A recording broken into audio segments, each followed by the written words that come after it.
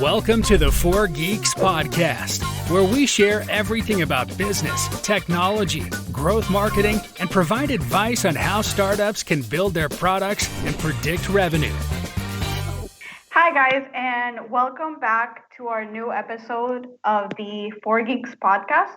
So, today we are going a bit further into the IT culture and recruiting. So, we have an amazing guest with us. She has more than 10 years of experience as a talent acquisition professional, has been immensely successful in creating a network of national and international candidates and startup hiring. She also has experience in implementing initiatives and processes of which support the startup culture and drive employee engagement. And her name is Johanna Alfaro. So it's great of having you here. Thank you, Maya. And what a wonderful introduction. I'm sorry. Thank you very much. I'm super happy to be with you guys. And well, I hope that this will be a helpful conversation. I'm really excited in talking to you. I have zero experience in recruiting. I'm a marketing major, so I really want to get more of your insights. And I basically wanted to know a few about your background. What did you study and how it helped you become the IT recruiter that you are today? Okay, sure. Well, believe it or not, I'm a psychologist. I'm supposed to be in a room with patients and everything, but no. I think that probably I have like a mini developer inside, and that's why I decided to move to the talent acquisition background or career path. And I think that definitely it was lucky. It was something like that just came out to me, and because when I was working at Manpower, that was my first work experience. It was the time that all the companies dedicated to development started to come to Costa Rica, and well, they opened some positions, and nobody was like super happy to start to look for those positions. And I said, like, well, okay, I will do it. You wanted to try things out, and it worked. And I like it. I really like it. I really enjoy to interview this kind of profiles. I learn a lot every day. And actually, like 3 years ago or something like that, I started to take some courses in web development and all those things. I'm involved in different communities and the JavaScript community and WordPress community here in Costa Rica and in other countries. Because yes, I always said that I have a mini dev inside. That's why I like it and enjoy it. No, that's great. And it's really exciting to hear that you actually enjoy your job. One of my other questions was if it's strictly necessary to have like a technical background. You being a psychology major and then getting more information in regards to IT and stuff. Like, do you think that's... I don't think that it's necessary. I think that you need to be like more like curious, because you need to like make your own research about the profiles and well, I have a lot of friends that are developers or they're in the designing career path, and they have been sharing with me a lot of information. But it's super important to always be sure that the information that you get is not the only information that you will have, because the developers get mad when you're reading just questions or you're just talking about things and that they know that you don't have a clue about the topics or about the skills. So it's very important to understand the profile. And that's why I have a couple of friends that I always call them. I say like, okay, hey, Wiki, so can you explain me this in order to me to know, like, or to understand it, like as a regular person, right? Not as a developer. Yeah. And that definitely helped me a lot to understand the profile and also to understand how I can get more candidates or how I can approach them and engage them, because all the time this is like a continuous headhunting in this area. You never can only wait for an applicant. You will never get the right one. Mm-hmm. No, and I think those skills that you've mentioned actually apply in every job. I mean, you have to be open-minded, you have to be open to learning new skills, and it helps you go a long way. Obviously, you Mhm. have 10 years and more of experience, so it's helped you Yeah. out a lot. Let's talk about like reviewing the candidates. So what happens when you start looking at a resume to the like hiring process? What are the steps that you take? Yeah, well, I received the job description. That's not true. I never have a job description. I always receive like, okay, we need Java developers or we need whatever the we're looking. It's something that definitely I think that all the companies should improve, to have like a real job description. So that kind of things help us in order to attract more talent. But well, as soon I get most of the information that I can, well, I start with my first social network in my life, that is LinkedIn, and I start to look for the profiles. I start to contact all candidates or friends that can refer me someone.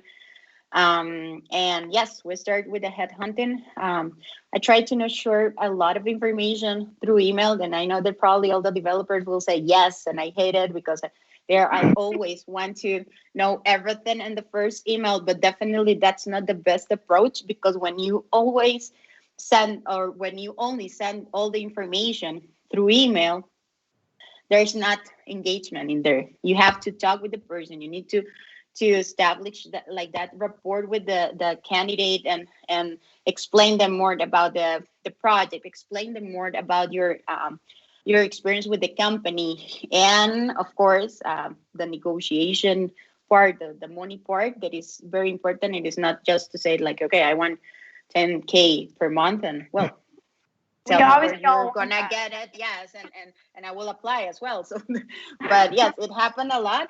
um but yes, I start to contact them, and as soon as I receive answers that they're interested in knowing more about the option, I start to schedule the interviews. And well, if we're okay in both sides with the salary expectation and all the information, I well, I schedule a technical interview that we always um, like apply a technical interview in order to know that we're sending good candidates to the client. And well, then it's according to the client's process. Mhm. That's mostly the steps. No, that's great. I mean, I think it's really important, as you said, in sending the email, because you want to kind of want the candidates to be wanting more Yeah. research. But what you mentioned about the companies, they should definitely put like, okay, I need this specific skills, and just so that we candidates know, like, okay, I can apply to this jobs because I have this and this and this, and it would make things a lot easier from our end as well. Yeah, Um, definitely. One thing that I wanted to ask you, like personally, now since I've been working, my parents would be like, okay, you have to be really careful about the stuff that you post on social media. And I think it kind of depends, because I'm definitely a different person in LinkedIn than I am on Facebook. And I shouldn't be judged about what I post. I mean, we obviously try to project ourselves in the best way, especially in LinkedIn. So what do you think about that? Do you think we should review like social media or only LinkedIn? What do you think about that? Well, it depends, because there's a lot of groups at this moment that allowed you to apply to different positions, like on Facebook. So if you have like certain or very specifics, believe, I don't know the right word. Beliefs? Yes, beliefs, and those beliefs are not like socially accepted. So I think that is not something that you should share in your Facebook profile if you will apply Yeah. to a job in through that um, network, right? Because uh, we need to be very clear. By example, if you check my LinkedIn profile, I have like a very specific look, and everybody knows me because my hair and everything. But it's the same probably picture that I'm using it on my Facebook, and I try to not to share like very specific things, because my Facebook is basically one of my tools as well. So Yeah. that's important to be clear, right? And to be very specific. If you want to keep your private life as As private private life. as possible. Yes, so you should not use Facebook to apply for a position. Um, Even though if you have your Facebook like private or so, there's a lot of things that some companies. It's not my case, because I think that well, everybody is applying for the technical position, not for the personal position. But there are some things that happens that came out in a call, or they came out like during like the conversations. I don't like to apply but like a very strict interview, because it's very like inside a box. Even though if you're like trying to get more information about soft skills, or by example, I used to work in a company where we have like an open alcohol culture. Oh, um yeah. It was very cool actually. But imagine that someone is like someone that have alcohol issues, so I should ask since the yeah, of beginning, course. because there is something like that should be personal, but it was involved on the culture of the company. So I think that kind of things are definitely things that as a recruiter you need to check if you have like a very specific thing on your culture company, that you need to know that nobody will get upset, or I don't know, hurt or sad or whatever feeling that Yeah. they can feel. Yeah, I don't know if No, that I answered the question. no, of course. We kind of talk about multiple topics at once.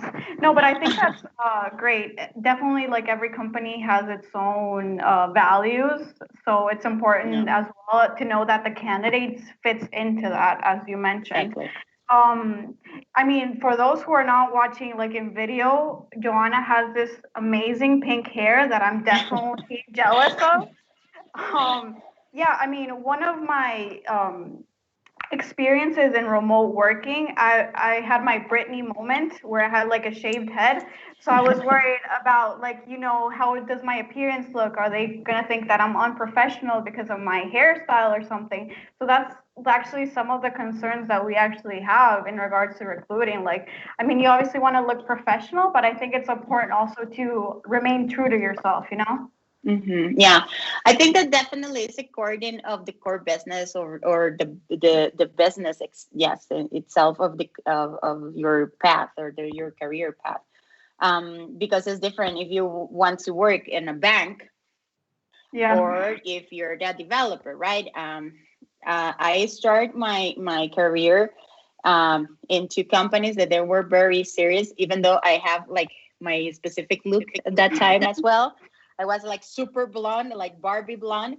And everybody was like, "That's not like super real," but I love fake. I love it. It's my thing. I mean, it's your Yes. It's personality. Why should you exactly, change? exactly. Yeah. And at that time, the thing was that I was not able to get tattoos, like visible tattoos, or those things. But so you need to take care, and to know exactly what is the career path that you want to follow, and the kind of companies that are your target. um, because in this side, that there is something that always my best friend, that he's a recruiter as well, but he works in a very prestigious university here in Costa Rica, and he is always in contact with very high talent, and like a very corporate talent. The time that he showed them my profile on LinkedIn, everybody was like, "Okay, her," and he was like, "Yes," but he recruit in a very specific Yeah. business that nobody cares about her. It's actually something that she has been working on it, because this is my personal branding. I have been creating my personal branding since like probably 5 or more years ago, and everybody probably won't remember my name. They will remember my hair. Yeah, So specific it's trait, specifically, yeah. exactly, exactly. So it's important to know that it's not like that the professionalism in your profile, it's according to the core business of your career path. That's Yeah. I think that the match. If you want to work in the government, even though I see sometimes people here like cashiers, or in other positions, that they have tattoos, but they have to use long sleeves. Yeah, So especially.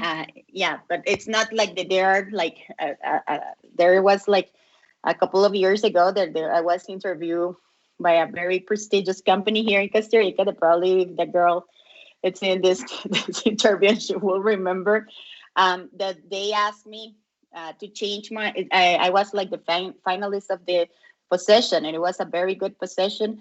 But they want me to change my hair, and they want me to use long sleeves in Heredia. The hair in Heredia is like a hell. It's super hot and everything. I was like, okay, so you're hiring me because of my skills, or you're hiring me because of my color, the color of my hair or my tattoos? And actually I told her, so you're discriminating me, and I think that this is a very uncomfortable like conversation, and I Yeah. will just finish the call now, and I will try to forget this forever, never and never. But and she was an HR person. Oh, So wow. yeah, yeah, so it happens. But I don't know. Probably I'm kind of like a fighter or something, but I don't think that you should accept that kind of things, because if you accept that things the first time, you probably will continue accepting other things, and it's not something fair for you. So, when reviewing the resumes that come like or that you search for, what are the things that mostly catch your eye? So, is it like the soft skills or the technical skills that make you want to reach out to the candidate? Okay, well, definitely the technical skills, because even though some candidates include like soft skills, like I'm very reliable or responsible, or I don't know, easygoing person. Or Um, teamwork?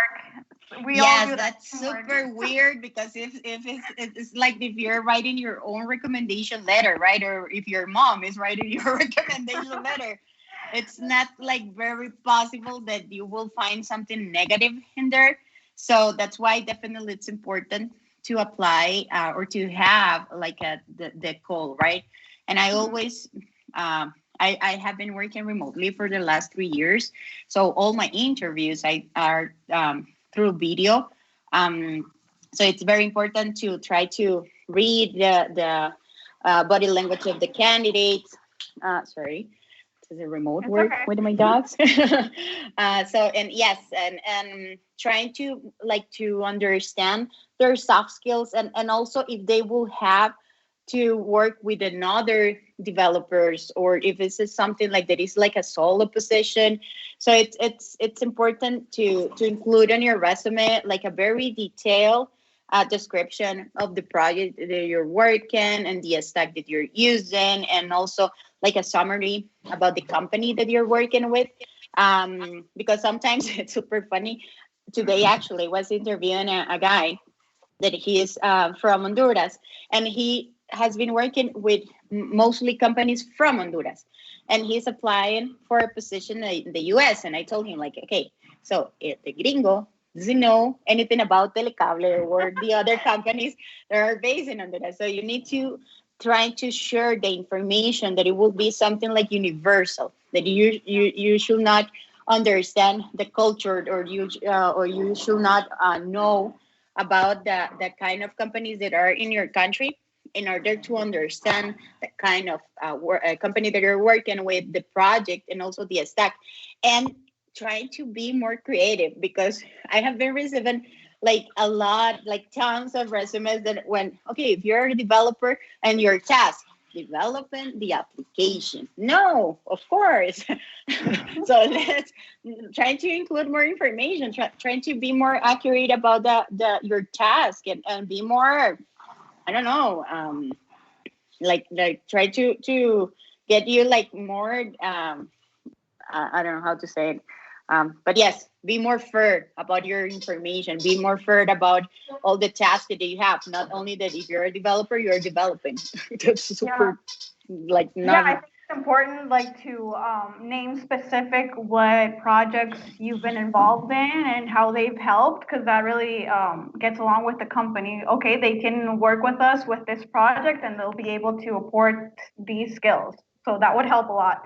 Now, you said you worked remotely for 3 years, so Yeah, even before the pandemic. Has yeah. it changed your everyday life or? Well, yes, I miss the drinks with my friends, but no, no, definitely. It's like a lifestyle. It's something like that. I always try to share this.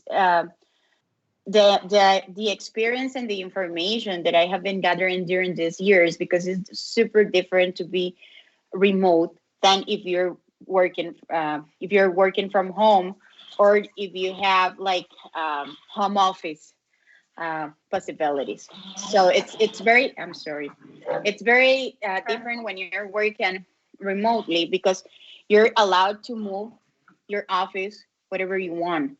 If you want to have your office this week in an Airbnb in the beach, go ahead, because it's not important, because you only need a good internet connection, your skills, and your computer in this case.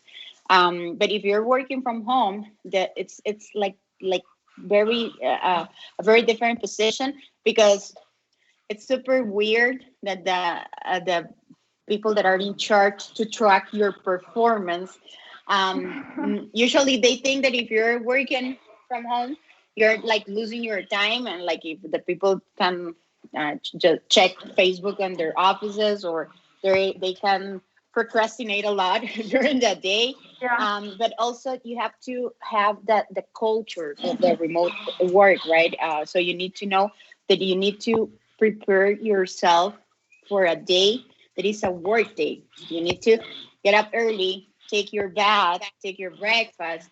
And I'm not saying that you have to put your suit or something, but you need to do like or you need to look like if you're going to the office, right? And there's something like that will help you like to mind setting your Yeah. day that you're working, and also when you finish, um, close it, right? There are a lot of people that I know they're work from their bed, or they're working from their living rooms, and that's not healthy, because you need to establish your specific station for your work. By example, I have my office, and as soon I finish and I close my computer and everything, I close the door. Well, this is a small gate because I have cats, so I can't close doors here. But that is like the stop of my day. And in short, I have all my things setting up in my cell phone and everything, and so I can review some emails and everything. But I will not do like major Yeah. work on my cell phone. But yes, that's something like that. I think that probably the things that I'm like most miss during this time is like the yes, I was completely at home all the time, but I was able to go Isolated. out and everything when I finished. And now, yes, I am completely. I now speak cat and barb and that kind of things. No, I mean, I think we all are going through the same. I mean, I'm a huge supporter of remote working just because it opens up a lot of doors to you. Yeah, I'm living in Uruguay and working with a company in Costa Rica or another country. So it really helps you like get a wide range of talent. yeah, So you don't have to stick around just for Costa Rica. You're able to see all the candidates in Latin America, for example. yeah, But exactly. what you said about the environment, I think it helps out a lot, even to like place like a balance between your personal and work life. Obviously, for example, I think it depends on each person, but I feel more distracted going to an office because there's gonna be rumors. People are gonna say, "Oh, did you hear this and this?" And they're not gonna let me work. So at Okay. home, I can get into the mindset of, okay, this is my desk, this is what I'm gonna do, this is my hours that I'm gonna work, and you kind of get into the mindset, okay, there's obviously going to be some distractions, there's going to be cats, there's going to be people talking, but you kind of get into like work mode and kind of Hmm. concentrate on what you're doing. So Yeah, to hear you say that actually just reinforces me, and it's great to hear that. yeah, yeah. um, Now, one of the other questions I was going to ask you. Now, you obviously view a lot of candidates. You do a lot of interviews. Do you think it's more important to have like extensive technical experience, or would you consider a candidate that maybe is like self-taught and has like a high level of productivity? Well, that's something that is not like completely about me, because I'm not like the final decision maker, right?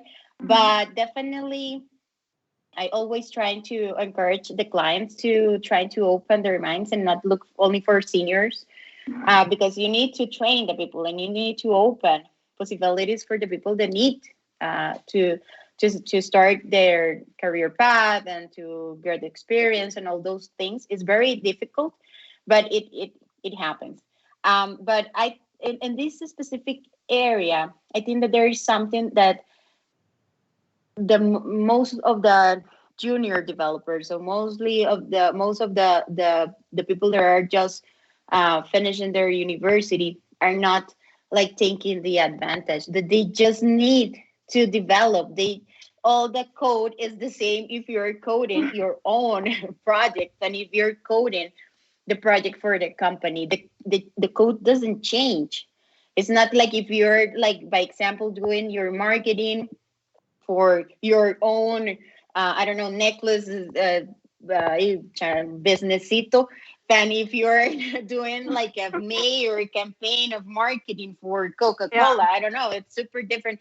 So I always encourage like the people that doesn't have a lot of experience and they just kept complaining about the opportunities. So open your opportunities. So start your own business, even though it's not something like they you will get paid, but start your application, start to study. All the developers have a lot of opportunities to learn new languages, because if it's something open source, all the information is online, or there is a lot of platforms that you will pay like $10 for a very good course, and you will get that knowledge and you are able to put it on practice. But everybody is just complaining. No, there's not opportunities because everybody wants to get paid since the beginning. My Yeah. first job opportunity, it was a practice that I spent like 8 months from my life. Thank you to my mom and my grandma that they bought me a lot of clothes because I have to go like very dressed up, and they paid all my lunches and all my my expense in that time. But I spent 8 months without a payment, and when they hired me they paid Oh. me like $400, and it was basically the same. But it was something like that you need to get, like, to have like your target very cleared, and you need to know that everything will have a cost. It's not that easy since the Yeah. beginning. Probably in the future will get more easier, but you will find another obstacles. It's life. That's why you need to get paid for your job because it was something super easy and super funny every single day and every single minute. It will be something that the people will do by free. No, definitely. And I think like as college graduate or people that are soon to be graduate, it's definitely a stressful environment trying to get job opportunities.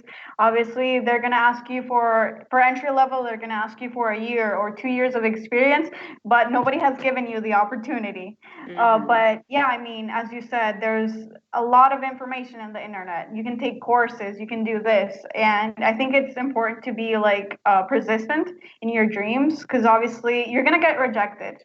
It's Yeah, inevitable. I mean, you kind of, it's harsh, but it's important like to stick to your dreams. If you want to work as a developer, if you want to do marketing major, like make sure you're constantly learning new skills that you can apply to your job and just keep trying. I mean, eventually you're going exactly. to find something, even if you're proactive, if you're a good teammate, you know. So, I mean, something's going to happen at the end.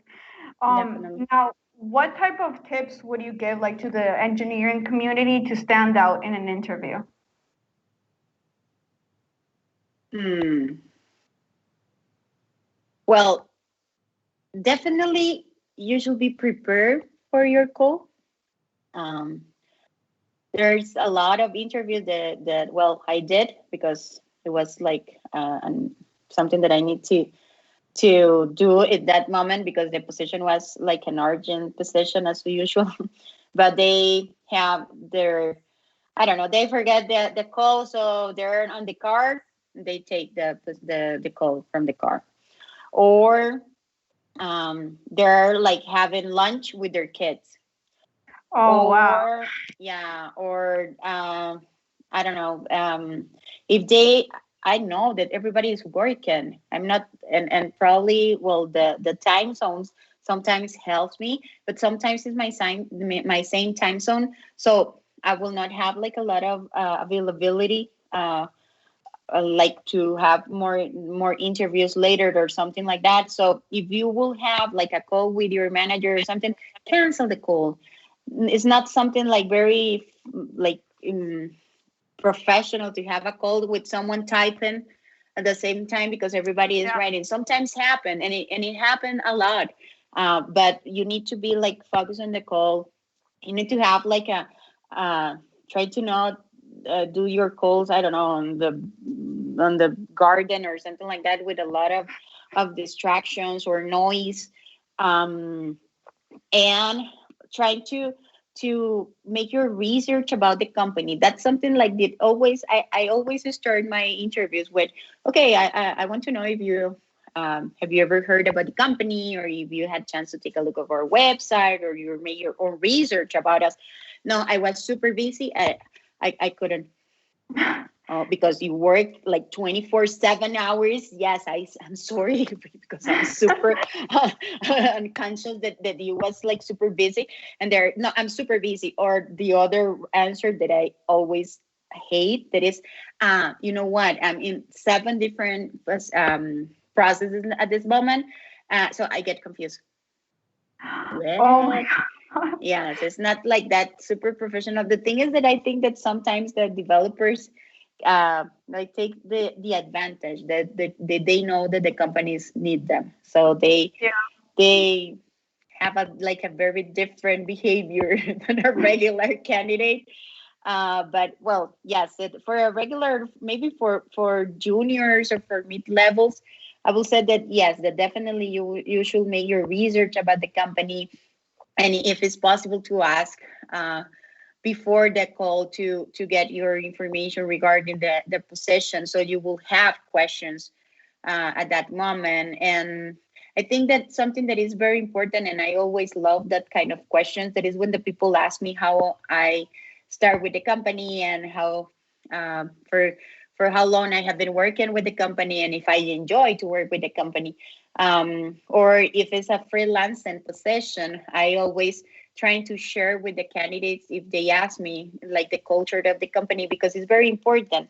Sometimes the people is only looking for salaries increases, or for benefits, or things like that. And I think that there's certain moment during your life when you get like a lot of money, and you get like a lot of benefits, that you need to be more careful about the kind of companies that you're choosing, and also Mm. the kind of environment, and to be sure uh, what kind of the rest of your, I don't know, career path you will have. By example, in my case, at this moment, I will not like to have a position that it will be in an office. I don't like it. I love to be remotely, and I hope that this pandemic will finish soon, and I will be able to go back and have my office during a week on the beach or on the mountain, and if I have can travel. But I know that at my age, and my life as a professional, that's something that I will not change it. That is that. And so you need to be clear, because sometimes the people accept a position only for the salary, but they have to go to the office every single day, and they hate it. So they will resign in 6 months, because they will get like super tired, and they will get sick about the job. And probably was Yeah. a good job, but not for them, because they wouldn't, if they wouldn't be more like clear with the company and with their self, that kind of things you can avoid it. No, definitely. I think it. in these specific times that we're all like looking for jobs, it's certainly we get carried away for a specific salary or benefits, but we definitely have to be in the mindset of, okay, can I grow in this company? Do I see myself in a Exactly. year, 2 years in this? Because obviously we're gonna get paid, we're gonna get benefits, but how is this company gonna go with me? Are we gonna, or am I gonna have a good relationship with my boss, with my coworkers? So that definitely, I mean, what if you, okay, if you like going to the office, but you don't get along with any of your coworkers? I Mm-hmm. mean, these little things, people think that it may be not so important, but at the end, like your mental health, even, I mean, Yeah. it's important to be very clear of what you want in a job as well. Yeah. And I personally, at the beginning, when I started working, I used to be very nervous. I used to study like what type of questions they would ask. But I think at the end, and if you've been interviewing for a few years, you've kind of learned that the interviewer is a person just like you. You can talk to that person and remain professional. So asking about how's your day, if you obviously you need to have research of the company Mm-hmm. that you want. You have to know what they do, what is expected from you. So I agree with you completely in regards to that. So let's talk about like your fellow recruiters. What advice Mm-hmm. would you give to like a new IT recruiter that doesn't know how to start or how to proceed? Okay, that's difficult. I think that at this time most of the positions are in this area, so there are not like a lot of options, and most of the recruiters accept these positions because they need a job, not Mhm. because they are interested in continue in this business. But if they start because they are like very motivated about the position, and they, I don't know, want to know more about the technical area or whatever that they want to know, I think that they need to be very clear that it's a very frustrating position, because you will never be able to just do a like to post your position and to receive, as I mentioned at the beginning, to receive the right candidates. I have to confess that I'm able to do that things, but I have been working in this area for more than 15 years, and most of them are always like, most of the candidates know that on my profile they will find the kind of position that they are looking for. And I'm very lucky at this moment that also my freelance clients, they're always look for remote positions. So if they are looking for a remote position, they know that they have to take a look at my profile, and they will always look find the options there. But yes, it's a very frustrating position because you will probably need to contact, I don't know, 100 candidates in order to receive one answer. And sometimes that answer is, thank you very much, but I'm not interested. So you need to have like a lot of you need to be very perseverante. I forgot the word. Yes, I know. I don't remember. Perseverance. So, yeah, yes, that word. It's not. My tongue is not able to pronounce that. So yes, you need to be very, very proactive, and you need to be very creative also, because it's not just like that you will find the right candidates always looking in the same way, or always looking in the with the same um, keywords. You need to always be trying to be in contact with the different communities. If you know that in your country have like, I don't know, meetups, or they have like I don't know, reunions that they will share some information, go.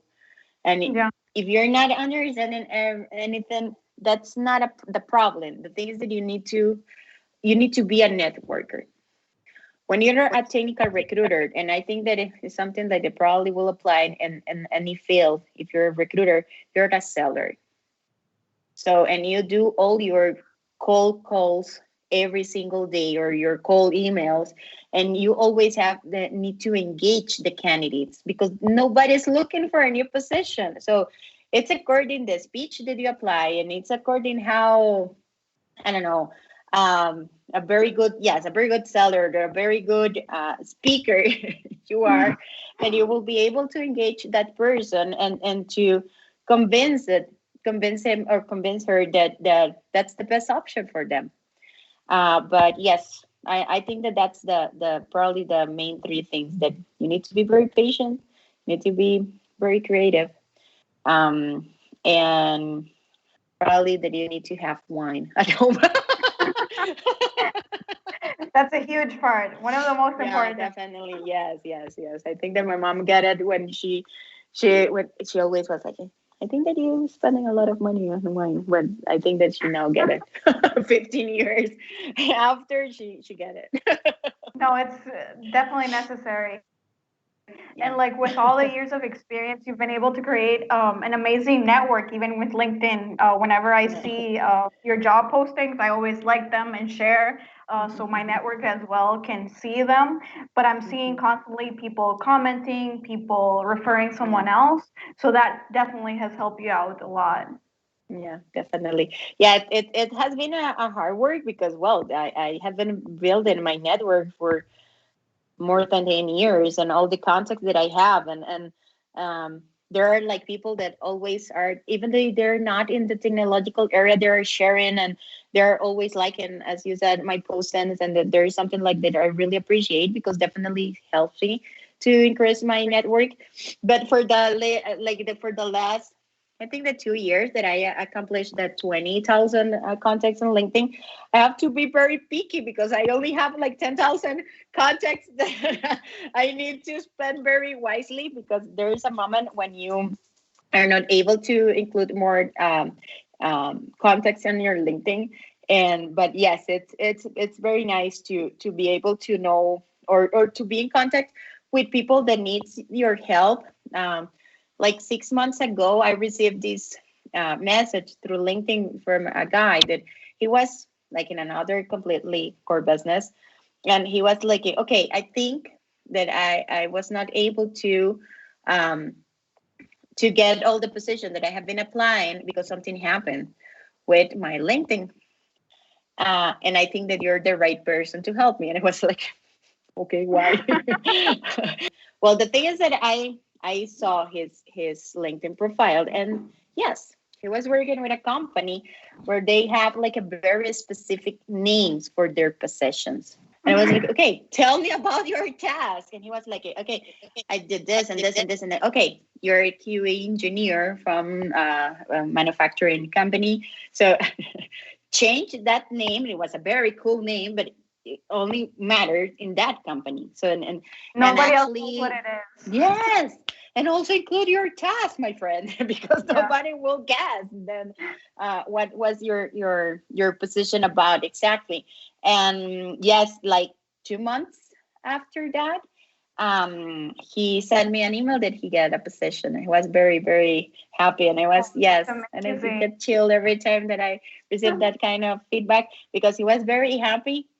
And it's something like that if I have time I always try to do, because the other day a friend of mine told me like, Joa, I need a template because I need to update my resume, and you're the expert. And I create this template with that is very specific, like with the structures and everything, because nobody knows how to fill a resume. Nobody receive like a class that how Yeah, to we create just their wing it. resume, and it's always a mess. It's always a mess. Of if you're not receiving like a 20 pages resume that includes like the name of their parents and their civil situation and like information that is not related to your position, it's a one-page resume that I need to guess everything with a lot of colors and the picture that is not something like that you need to include in your resume. And there's a lot of information that sometimes is not necessary, or there's a lot of information that is always Too not necessary. So yes, I always try to help the people when ask me for that kind of tips. Yep. No, that would be really is interesting, like getting to know what specifically should go on your resume, how it should look. Because I've definitely changed mine like 3 or 4 times or even more. more than I care to actually admit. But I definitely have learned to keep it short and keep it very consistent in what specific task. Because let's be honest, everybody embellishes on their resume. Like customer service, we put that we do like a bunch of different tasks, even if we were just inbound or outbound calls. Yeah. So I think it's really important, and it's amazing that you're able to help so many people out. I think having like a clear idea of what is actually necessary specifically on what you actually do is like a huge help. We definitely have to be like a lot careful of who we accept in LinkedIn, because we see candidates sometimes wanting something more than professional and not knowing that it's actually like a for a job. LinkedIn is a mess. Yeah, so we can definitely work on that. Yeah, But definitely. yeah. Yes, there's a lot of people that I have been checking their LinkedIn, and they're like lovely father and lovely husband, and there's the title of their position is like, okay, I think that you need to research about what LinkedIn is about. Yeah. But yes, there's a lot of mistakes. No, definitely. I think we should. I mean, we have certain platforms that you can say that you're married or that you have kids, but I think LinkedIn should be specifically for your work experience and work skills. Because, for example, last time I was in LinkedIn, obviously I'm not a recruiter. I just have connection with mutual friends and stuff. So I got this connection and I got this message, and it said like, "Oh, you don't look Nicaraguan." And I was like, okay, what am I supposed to look like? And it was, I mean, it could be sort of an innocent way to start a conversation, but we have to keep in mind that it's for work. It's not to It's professional. try to start Keep something it professional. else. Keep it Definitely. professional. So I ended up blocking that person. I mean, yeah, please, please, please. No, I did. Please. I mean, I was curious. I mean, how are we supposed to look? How do I look different from you that you're Costa Rican and I'm Nicaraguan? Do we look any different? I don't think so. We're all the same. But yeah. No. Where there's people that is kind of in the wrong, I don't know, place in the life. But well, there is something that yes, it happens a lot. There's sometimes you will find that kind of people, but you can't fight. You just have to be professional, keep it professional, and ignore it, or trying to figure it out how to provide a very, I don't know, direct answer without any, I don't know, feelings, but it's super difficult. So I think that it's not like that it's worth the effort and the vibes. No, yeah, of course. I totally agree. Well, I would like to thank you so much for taking the time to talk to me, like sharing your knowledge and all the tips. I'm sure it will help a lot to everybody that's listening. And well, thank you so much for being here. No, thank you very much, Maya. I'm very happy and very excited to be part of this initiative. Definitely, I think that it's something like that. There's a lot of information. There's a lot of professionals I have, and definitely the best way to share it is in this way, like in a conversation and like a very easygoing environment. And well, I hope that this was helpful. No, it's been a pleasant conversation. I've learned so much, and I think this wraps up our episode. So thank you so much. Bye. You're very welcome. Bye. That's all for today. Thank you all for joining us. For more ideas on how to grow your business with marketing and technology on your side, or a recap of our latest episodes, feel free to check out our 4Geeks global social media. If you need additional help to bring out the best in your business, don't be shy and get in touch with us at 4geeks.io/contact. See you soon with a new episode.